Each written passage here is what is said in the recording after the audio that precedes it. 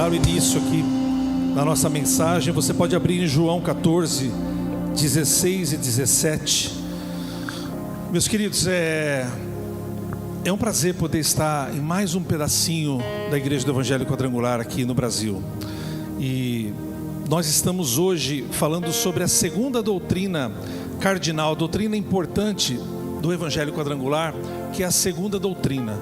Vocês podem ver aqui que nós estamos hoje com as cores amarelas, né? E aqui embaixo nós temos o que? Uma bomba. Então nós vamos falar sobre o Espírito Santo hoje. Vamos ler aqui então em João 14, 16, 17, se vocês quiserem ficar em pé.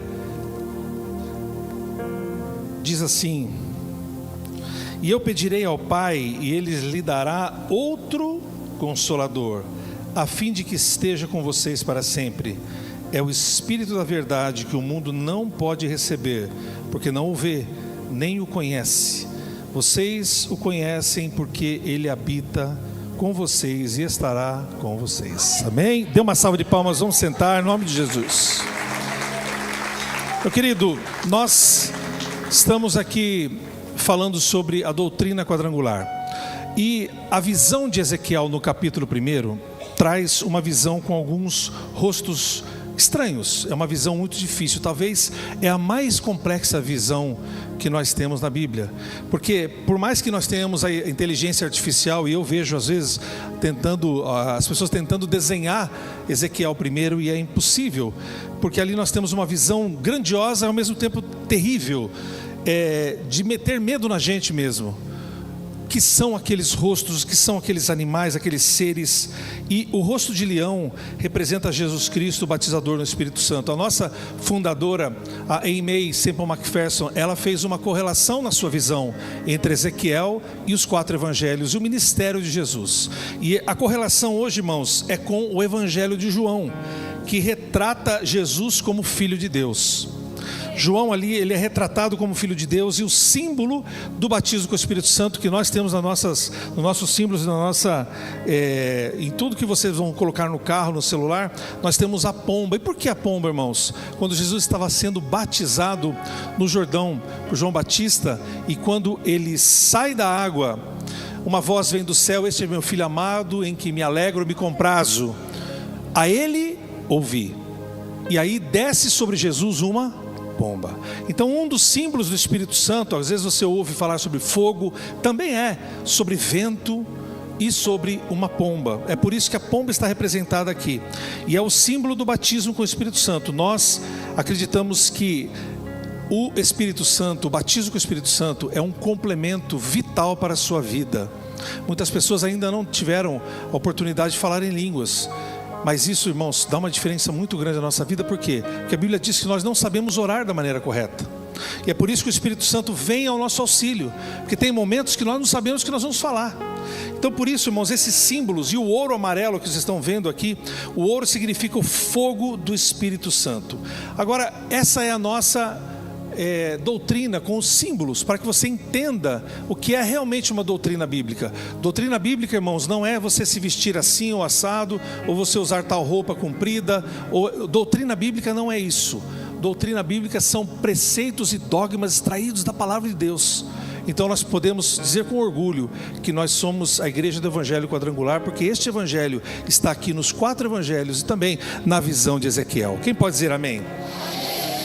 E nós lemos aqui, irmãos: eu rogarei ao Pai, e Ele lhes dará outro Consolador, a fim de que esteja com vocês para sempre o Espírito da verdade. Hoje eu quero falar com vocês sobre essa faceta do Espírito Santo. Há uma palavra grega que diz parakletos, que é um correspondente da palavra de Consolador. O Espírito Santo para nós, ele tem uma função. Irmãos, vamos entender uma coisa: quando Jesus se foi, o seu ministério terreno acabou. Não significa que Jesus não está aqui porque Ele é Deus onisciente, onipresente e onipotente. Amém? Nós acreditamos que, nós estamos acreditando sempre e não mudamos, que é Deus Pai, Deus Filho e Deus Espírito Santo. Nós não acreditamos em 2 partes ou uma parte só.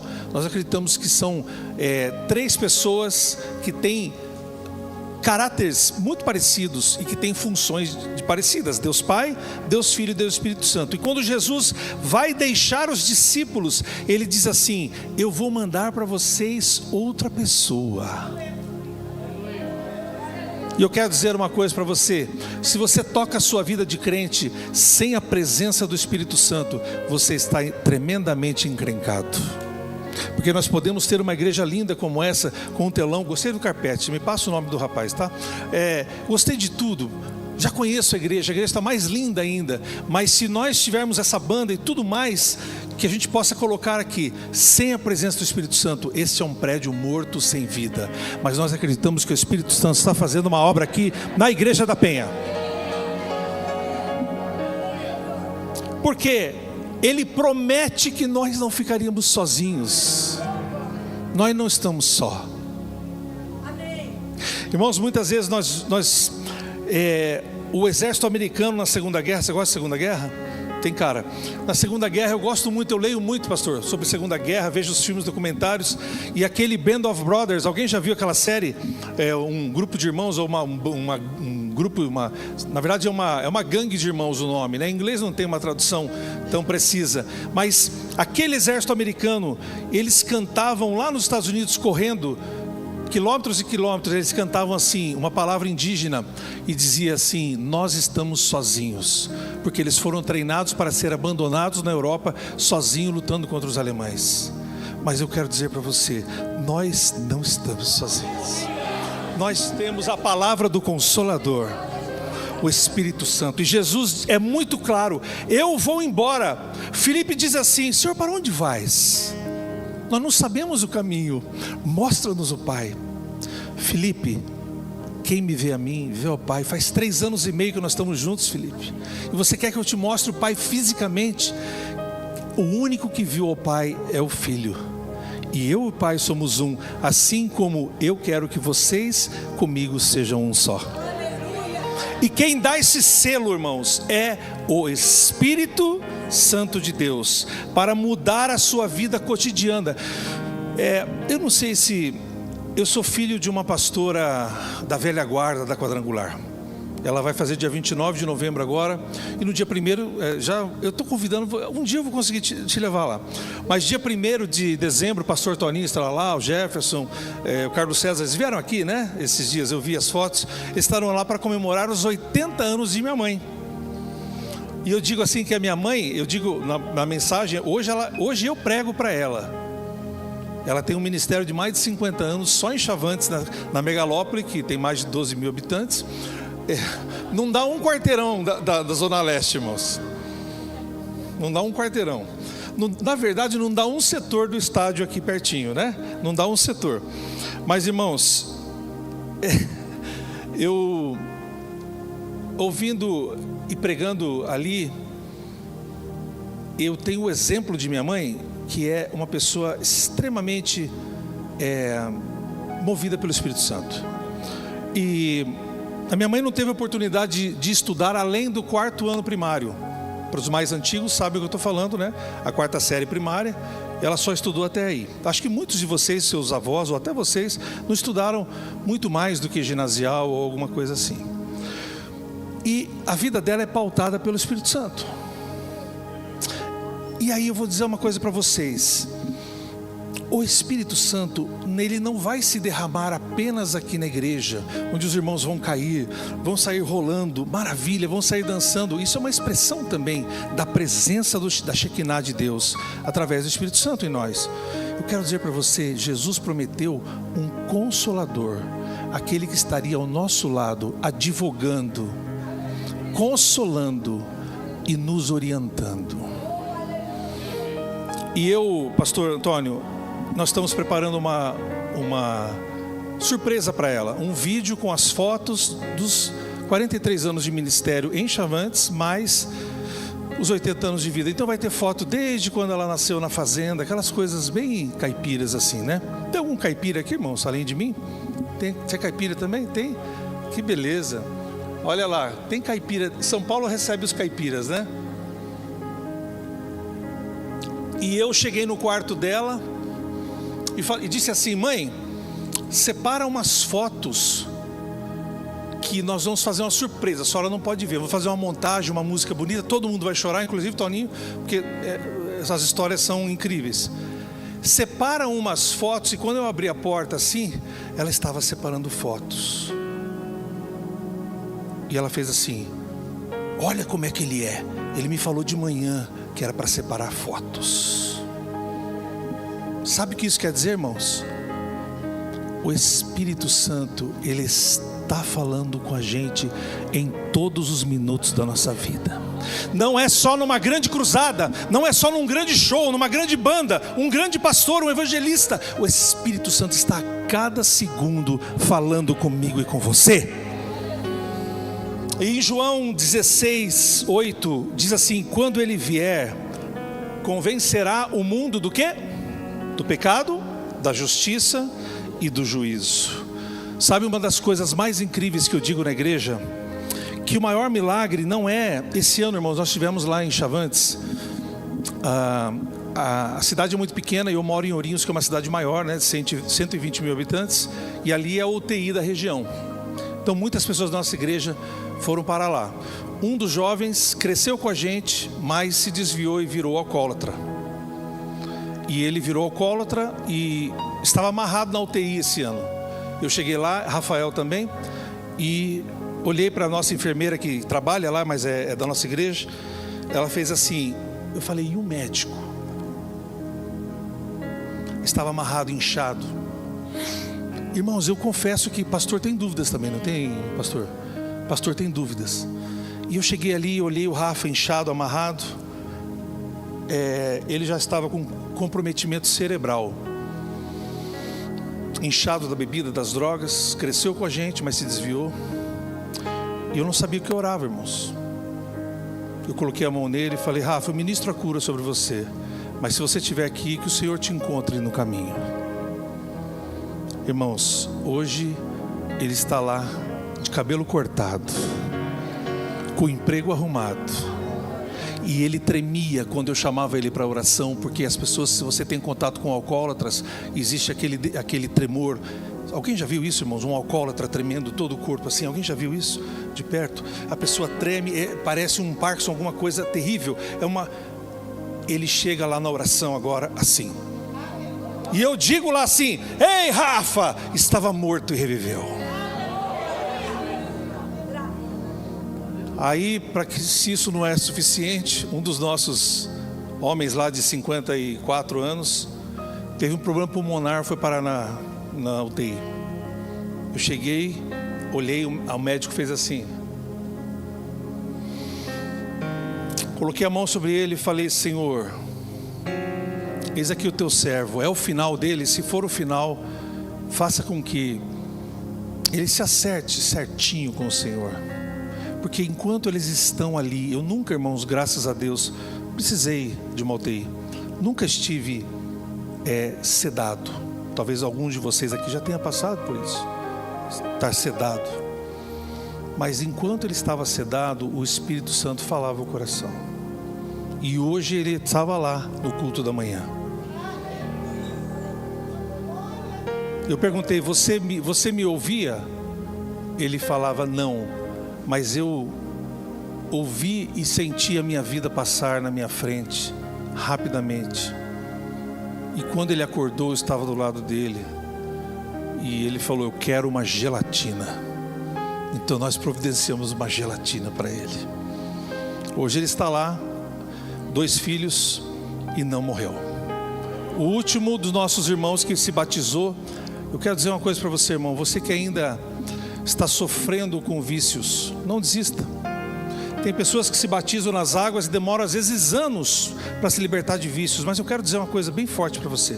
Esse último irmão nosso se batizou e não conseguia se libertar da nicotina. Eram 2 pacotes de cigarro por dia, 2 maços de cigarro por dia. E ele foi parar aonde? Na UTI. Os médicos da UTI já até gostam que eu vá lá, irmãos. Me servem café e a gente bate papo. E eu olhei para ele, a médica disse a mesma coisa. Já estava com a infecção. E eu fiz uma oração. Essa semana eu fui visitar o Maurício lá no sítio onde ele mora. E hoje, enquanto eu não estava lá de manhã, já estava aqui, ele apareceu no telão, todo bonito. E sabe o que ele fez com o cigarro? Abandonou o cigarro. Porque o Espírito Santo fala direto no nosso coração. O Espírito Santo não é naquele grande congresso de jovens, vai vir aquele grande evangelista, todo mundo quer sentir o Espírito Santo, não é assim? Não. Jesus disse assim: eis que estou convosco todos os dias, até a consumação dos séculos. Mas sabe o que ele quis dizer em paralelo? O Espírito Santo estará com vocês todos os dias, até a consumação do século. E eu quero dizer para você, Igreja da Penha, você não está sozinho. Em João 3:5 diz assim: em verdade lhe digo, lê alto, igreja, comigo, quem não nascer, está aí já? Quem não nascer da água e do Espírito não pode entrar no reino de Deus. A maioria de vocês são batizados, alguns vão se batizar no próximo domingo.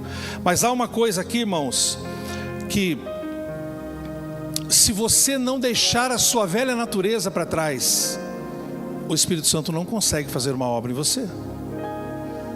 Se você não deixar os seus velhos hábitos, a sua petulância, a sua arrogância, a sua independência, o homem morre por causa do orgulho. Quantas pessoas nós chamamos para vir para a igreja, mas que não vêm, porque tem orgulho. E o maior milagre, eu costumo dizer lá na igreja, não é abrir os olhos aos cegos, é uma coisa maravilhosa.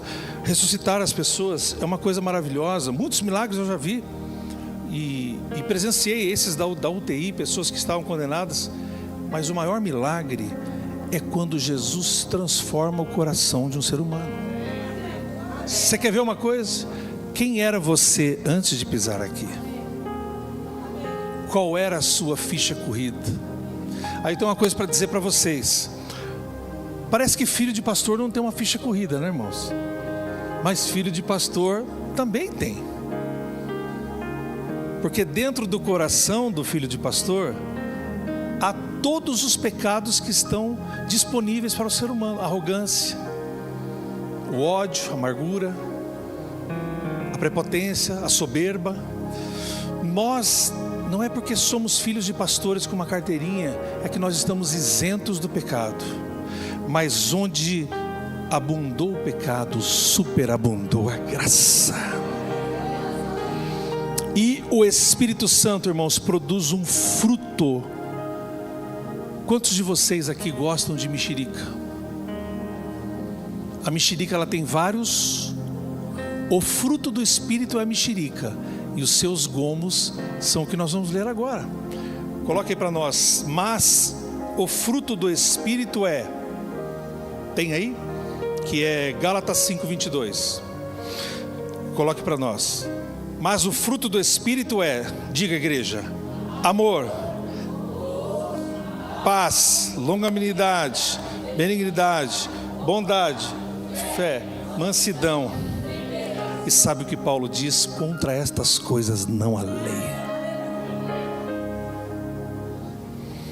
Isso nos dá uma vida semelhante à vida de Cristo. Nós só podemos ter uma vida semelhante à vida do nosso Senhor e Salvador Jesus se nós temos o Espírito Santo com a gente. Se o seu ministério, se a sua casa está fria e morta, você precisa voltar e dar um passo atrás, porque nós somos o templo do Espírito Santo que habita em nós. Por isso Paulo nos ordena a não entristecer. Como que eu entristeço? Com os pecados que você já sabe. Mas muitas vezes é aquele orgulho de ser crente e não ser transformado. Porque o Espírito Santo, ele necessariamente vai nos dar todos esses frutos: o amor, a alegria, a paz, o longo ânimo, a benignidade, a bondade, fidelidade, mansidão e domínio próprio. Contra essas coisas não há lei. A vida de Cristo se materializa na nossa vida, irmãos.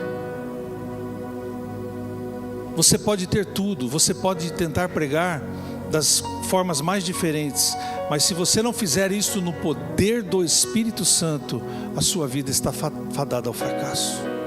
Nós somos pastores, carregamos um peso, que é estar aqui todo domingo, toda quarta, quinta, dependendo do dia do culto, e entregar algo para vocês, mas muitas vezes nós estamos quebrados, não só com dor na coluna e no ciático, nós temos dores também como você tem. Nós temos o coração às vezes moído, traído, desanimado, mas para tudo há uma resposta, e a resposta é a voz do Espírito Santo dentro de nós. Irmãos, ser cheio do Espírito Santo está em Romanos 8, vamos ler 1 ao 2. Agora, pois, nenhuma condenação há para os que estão em Cristo Jesus, porque a lei do Espírito da vida em Cristo Jesus livrou você da lei do pecado da morte. Às vezes as pessoas dizem assim: vocês crentes, vocês são exclusivistas, todos somos filhos de Deus. Irmãos, eu tenho uma notícia muito desagradável para você. Os homens e mulheres na face da terra, nem todos são filhos de Deus. Mas como você pode dizer isso, pastor? Baseado em quê? Baseado na sua Bíblia e na minha Bíblia. Todos nós somos filhos de Adão, mas não somos filhos de Deus. Nós passamos a ser filhos de Deus quando nós aceitamos a Jesus e mudamos a nossa vida para ir em conformidade à vida de santidade que Jesus nos pede. E isso só é possível com religiosidade, não é possível. Em fazer sacrifícios externos, não é possível. Isso só é possível por uma transformação interna, que é obra e fruto do trabalho do Espírito Santo na minha vida e na sua vida. Eu posso vir aqui e fingir, irmãos, e todos vocês falarem assim: está uma maravilha, o culto está ótimo, mas se eu não estiver experimentando a intimidade com o Espírito Santo, eu estarei mentindo para vocês. Um grande pregador disse assim: você quer pôr fogo na igreja? Coloque fogo no púlpito primeiro. Se você quer pôr fogo na sua pregação, coloque fogo primeiro no seu coração. Nós só vamos conseguir, irmãos, vencer todas essas batalhas do dia a dia, esse mandamento diário de esvaziar-se e ser cheio continuamente. Quando Jesus fala em João 4 para a samaritana, ele fala de uma água que flui de dentro, que vai jorrar para a vida eterna. Vocês sabem do que Jesus estava falando? Jesus estava falando da mesma água que nós vamos ver lá no céu, que corre por debaixo do trono. Era esta água que Jesus estava se referindo. Esta água é fornecida por Ele. E se nós não tivermos o preenchimento natural e diário do Espírito Santo, a nossa vida vai ser muito dura. Por que eu contei aquela coisa das fotos? Porque nós achamos que é assim: Senhor, eu vou casar, eu vou comprar uma casa, eu vou trocar o meu carro, então o Senhor me ilumina, me direciona. Isso não está errado, irmãos, mas por um aspecto tem um certo erro nisso, porque nós achamos que o Espírito que está em nós, que é o Espírito Santo de Deus, o Espírito de Cristo que testifica as suas palavras, nós achamos que Ele vai dar grandes ideias para nós. Vamos abrir uma empresa, vamos consultar a Deus. Quem vai casar? Vamos consultar a Deus, ver se é o príncipe ou a princesa. Vamos trocar de carro, vamos consultar a Deus. Isso, irmãos, não deixa de ser bom, mas não é o que a Bíblia diz. A Bíblia diz que é em todos os momentos da nossa vida. O ano passado eu tive uma crise de síndico. Eu moro numa rua, já aqui em São Paulo morei muitos anos em prédio, e no interior eu moro numa rua, e um dos meus vizinhos de infância, eu voltei para onde eu morava, ele chamou um cara para cortar árvore, e ele começou a puxar os fios da internet, e eu sobrevivo de internet, porque eu trabalho também na internet, além da função de pastor e superintendente. E eu saí e disse para o menino: você vai puxar aqui. Irmãos, só sei que ali se manifestou uma obra da carne. Eu acho que aqui em São Paulo, ainda mais aqui onde vocês estão, vocês não têm problema com isso, vocês não discutem no trânsito, vocês não discutem em casa, vocês não perdem a estribeira, são sempre calmos, amém, igreja? Vocês são sempre tranquilos com os filhos, com a mulher não briga com o homem não briga com a mulher. É só nós lá no interior. E a discussão começou, irmãos, quando eu me vi no meio da rua, os meus vizinhos todos de 80 e poucos anos, que me viram crescer e que sabiam agora que eu era pastor no lugar da minha mãe, me viram eu rodando a baiana na rua, brigando com o cara que estava cortando fio. E você não tem isso, pastor, porque você atingiu outro nível, amém? Mas brigando por causa do fio, e o fio, bateção de boca, eu entrei para dentro. Na hora que eu pisei, transtornado, porque eu não queria que ele cortasse a minha internet, que ele nem sabia o que estava fazendo, aquela voz disse assim: você está errado e você vai pedir desculpas. Eu disse: não vou, eu não vou pagar esse mico. Irmãos, o mesmo vizinho, semanas depois, um senhorzinho que mora ali há tantos anos, ele teve na frente da minha casa, a casa dele ao lado, ele teve um pequeno AVC, um ataque, alguma coisa. Ele caiu com o rosto no asfalto, o rosto dele ficou desse tamanho. E quem socorreu esse meu vizinho? Fui eu. Eu fiquei um mês tratando dele, indo na casa dele, chamando a ambulância, e conversei com ele. Quando o Espírito Santo te disser: você está errado, você está errado. Irmãos, tudo que eu faço de errado, o Espírito Santo me bate com um chicote muito pesado. Mas se você é como eu, se sinta privilegiado, porque aquele que começou a boa obra, ele vai terminar em você a boa obra.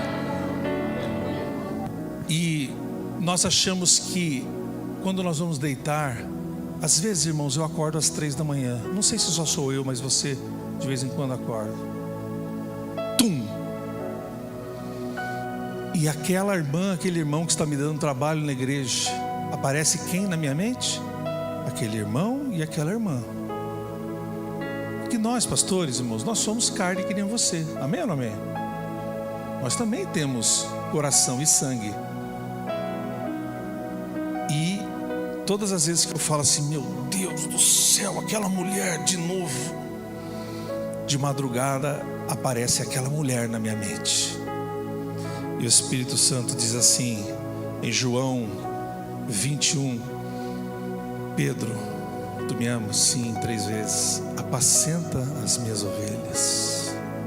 Eu não te levantei para bater de chicote nas pessoas. Eu te levantei para que você apanhasse, fosse traído e mesmo assim perdoasse, assim como eu fui traído e perdoei na cruz. É muito duro quando você recebe injustiças na sua vida. Talvez você tenha sido traído. Você é jovem também, se desiludiu com alguma coisa.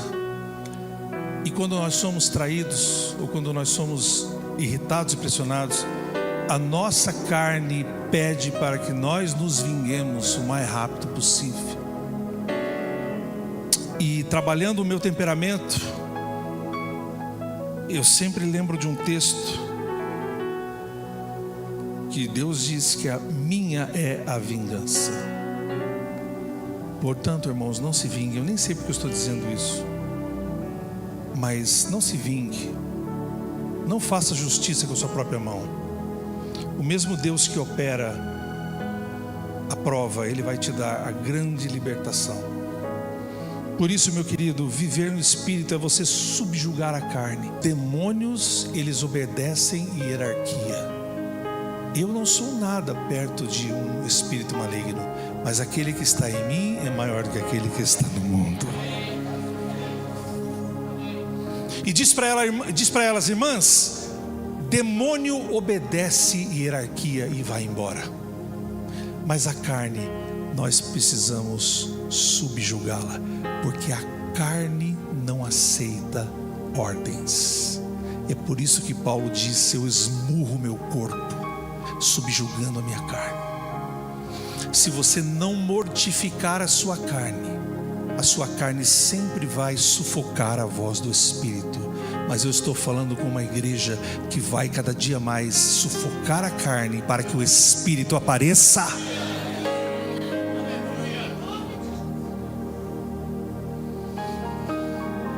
Jesus disse assim: eis que estou à porta e bato. O diabo usa uma marreta, Jesus gentilmente está à porta. Irmãos, o pastor não tem poder de dizer nada para você aqui. Você pode fazer o que você quiser. Ele nunca encostou uma arma na sua cabeça para você ficar sentado aqui ou servir na igreja. Isso é uma obra do Espírito Santo na sua vida. Mas nós temos que ter outro nível, sair do raso. E vocês que já entraram no rio ou na praia, quando você vai indo, né? Na praia é perigosíssimo. Se você der um passo para lá, pode até ser que você não volte. Mas nadar no Espírito Santo é quando você não tem mais os pés tocando na areia e você é levado pelas ondas do Espírito. O que aconteceu com aquela menina era que ela tinha uma possessão, foi expulsa, mas naquele momento a carne dela estava falando. E a carne, ela precisa ser subjugada e escravizada. Porque se você deixar, irmãos, as suas próprias concupiscências, os seus pecados, eles vão sufocar a voz do Espírito. Mas se você quiser ter uma vida de frutos, uma vida de pecados perdoados, se você quiser ter uma vida cheia do Espírito Santo, você precisa viver uma vida de comunhão diária e pessoal com o Senhor. Em resumo, irmãos, a nossa fundadora teve uma visão e atrelou coisas incríveis na Bíblia. O Evangelho Quadrangular é maravilhoso porque são doutrinas extremamente bíblicas que formam as nossas 4 doutrinas principais. Mas o que eu quero dizer para você hoje é: se você quer dar um passo a mais na sua vida da fé, você vai ter que ouvir mais a voz do Espírito Santo dentro de você.